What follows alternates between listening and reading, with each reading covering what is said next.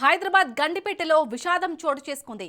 8 నెలల పసికందు ప్రమాదవశాత్తు సంపులో పడి మృతి చెందింది. ఇంటి బయట దోగాడుకుంటూ వచ్చిన చిన్నారి ఎవరూ గమనించిన సమయంలో సమీపంలోని సంపులో పడిపోయింది. గమనించిన కుటుంబ సభ్యులు వెంటనే ఆ చిన్నారిని బయటకు తీసి హుటాహుటిన ఆసుపత్రికి తరలించారు. అయితే అప్పటికే చిన్నారి మృతి చెందినట్లు వైద్యులు నిర్ధారించారు. ఈ ఘటనతో ఆ కుటుంబ సభ్యులు కన్నీరు మున్నీరుగా విలపిస్తున్నారు. పొట్ట చేత పట్టుకుని మహారాష్ట్ర నుంచి హైదరాబాద్కు వలస వచ్చి గండిపేటలో జీవనం సాగిస్తున్నారు.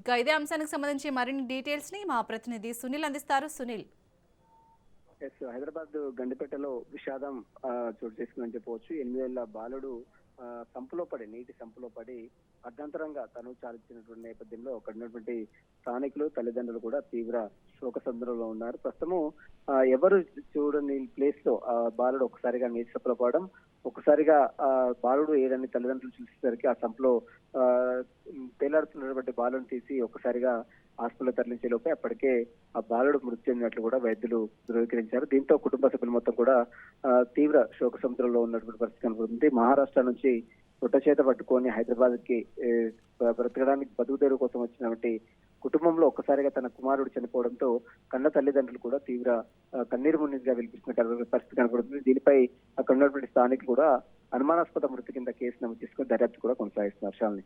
Right, thank you Sunil.